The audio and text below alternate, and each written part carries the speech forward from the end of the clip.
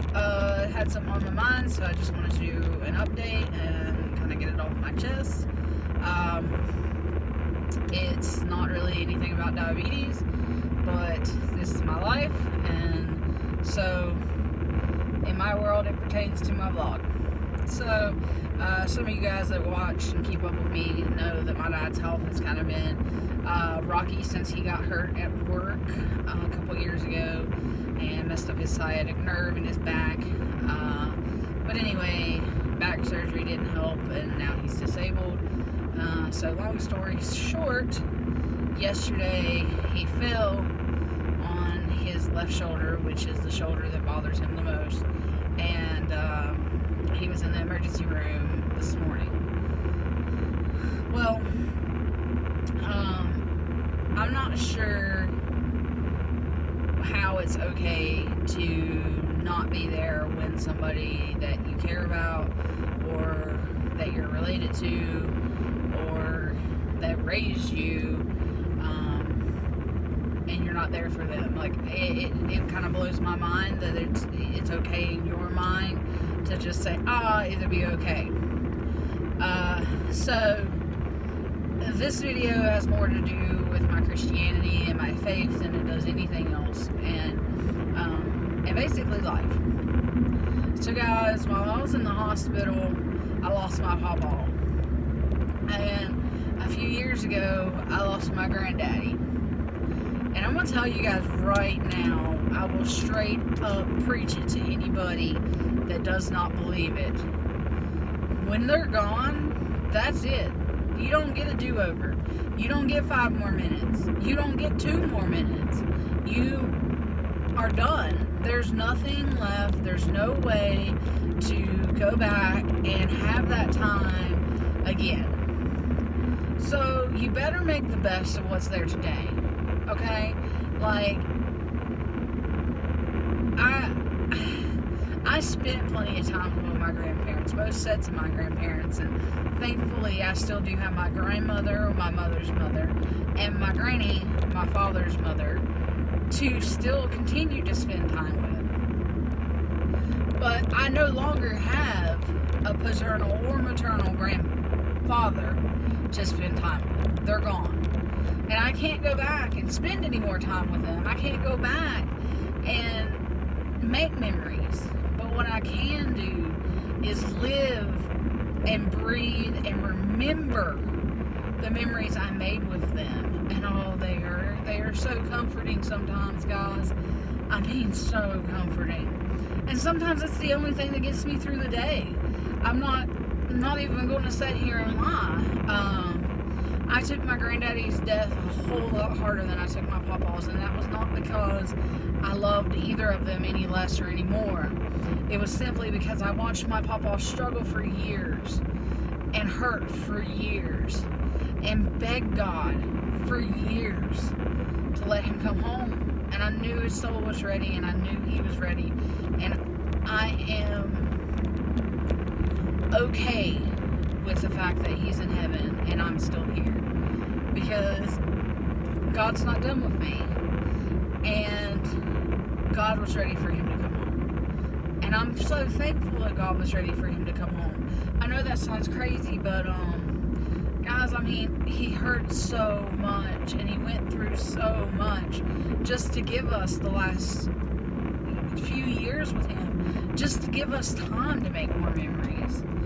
And those memories are worth more than anything in the world. So, what I'm getting at is, when you're given an opportunity to spend time with somebody, to do something nice for somebody, to help somebody out, to give them a ride, to bring them a meal, to cook them a meal, to just make sure that they are okay, to just pick up the phone and say, hey, I just wanted to check on you. We take that stuff for granted, guys.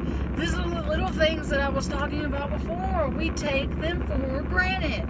When that person is gone, they are gone. There is no more. You have to live with the memories that you've already made. You have to think to yourself, if somebody were to die today, Would you have regrets with the way that you treated them? Do you have any regrets? For 2, was that person saved? Was that person's soul taken care of? Is their eternal life going to be in a resting place in paradise? Because if not, then we need to try to reach out to those people. We need to try to tell them, hey, you don't have to be perfect to have a relationship with God. And God understands that people make mistakes, and it's totally okay for us to make mistakes and for us to sin, because Jesus died for that very reason, to know that we were going to sin.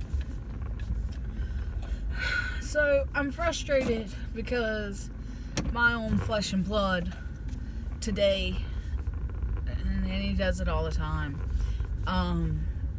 gave up an opportunity to be there for somebody I care about, somebody we both care about. And that person has been through loss with me. He's lost all that I've lost. So he understands, or should, that when they're gone, they're gone. Sorry guys, I'm adulting while I talk to you by checking my mail. But there's no getting it back. There's no do-overs, is my point. And it's really sad. It's really sad that there are so many people that they don't see the opportunities in being there for someone, or just reaching out and saying, hey, I care about you, what can I do to make life better? And so, no, Zinger. Okay. Zinger agrees. I have been sitting on this quote for quite some time, and I want to push it for you guys. I want you, and I'm going to do it myself. I'm going to work on myself. Because I would never ask you to do something I wouldn't be willing to do myself. So, while we are remembering the little things and remembering to spend as much time with people that we can, I want to take a moment to tell you something my papa told me when I graduated from high school. My papa, in my graduation presents, gave me a prayer cloth and a penny, a shiny new penny. And he said, I want you to have these and to keep them with you at all times. Because if you have both of these, you will never be broke and you'll never be alone. I am going to get some prayer cloths, guys, and I'm going to give them to people. Because I don't want anybody to feel like they're alone. And I don't want any of you guys to feel like you're alone. And I never feel like I'm completely alone as long as I have God. And He's always here for me. Even if I just need to chat like I am now, just kind of, with you guys. It's as simple as that. Alright guys, I'm not going to keep you long. That's it. That's all I've got for you today. I love you guys. Hug somebody you love. Tell them you love them. Because tomorrow, they might not be here. Bye guys.